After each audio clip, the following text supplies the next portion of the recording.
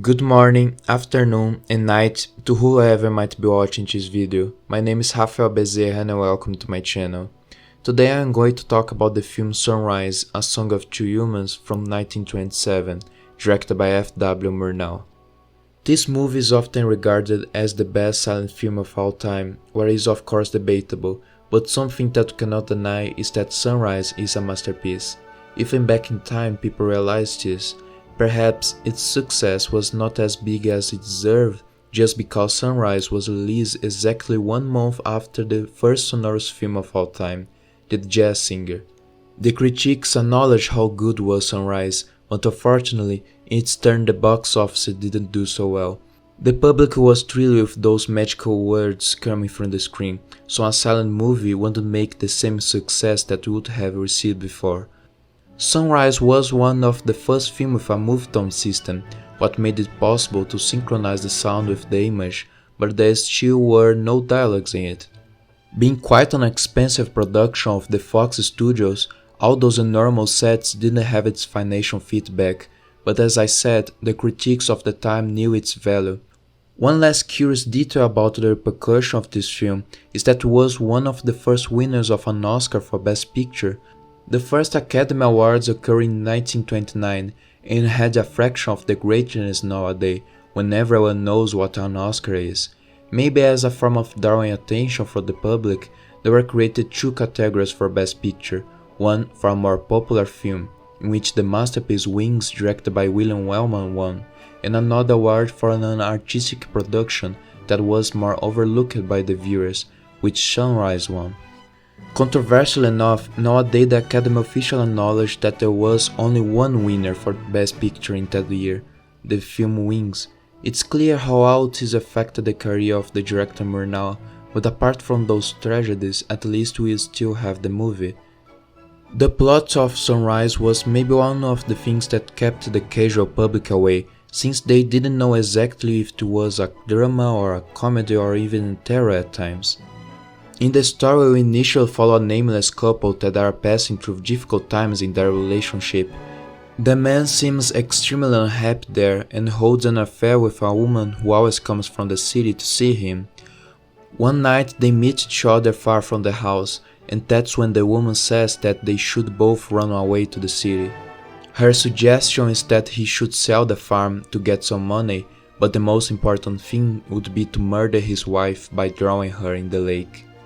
He's so seduced by the woman that even if being unsure about this, he gets his wife to go to a boat ride with him. In the last minute, he has a momentary return to reason and realizes what he was about to do. When arriving land, they will need to recapture the affection and love that one day they had for each other. The director F.W. Murnau is a legend in cinema. He was one of the most important filmmakers of the German Expressionists, making masterpieces such as Nosferatu, The Last Laugh and Faust.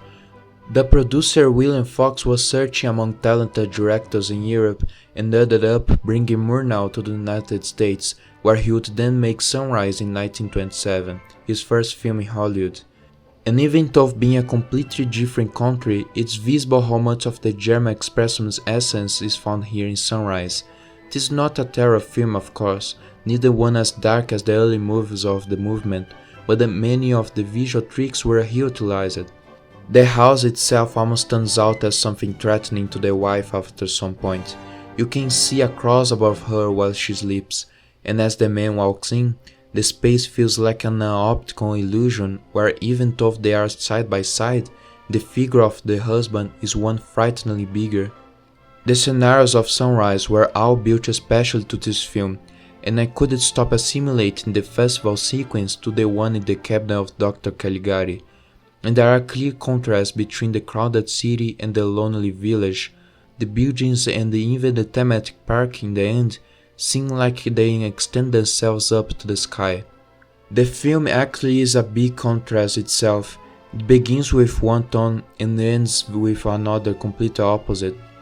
As revolutionary as Hitchcock killing the main character halfway the story, here it shifts from fear and tension to remorse and reconciliation to true love and happiness to a momentary extreme sadness to them as a reward to happiness again. all those feelings in one picture. This is for sure one of the most poetic films of all time, and especially one of the few capable of expressing all those emotions through solely its imagery.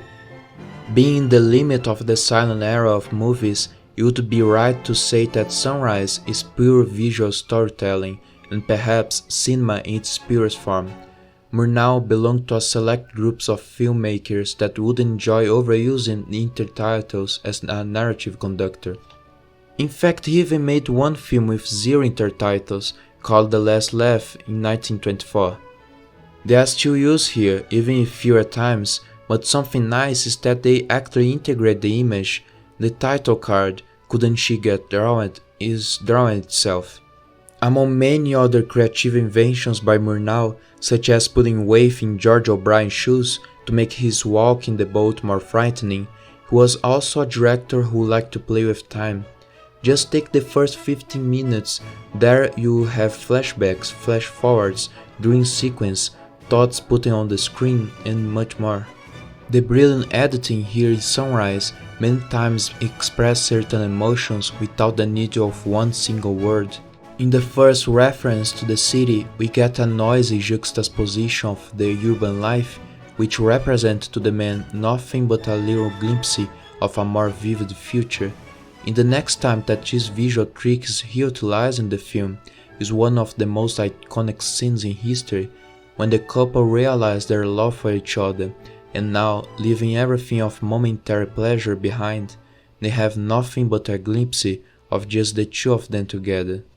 It's a rare beauty, an almost ethereal one, achieved through cinema. Those were my thoughts on the film Sunrise from 1927, directed by F.W. Murnau. I hope you enjoyed. Don't forget to subscribe to check my Letterboxd page in the description. I see you in my next video.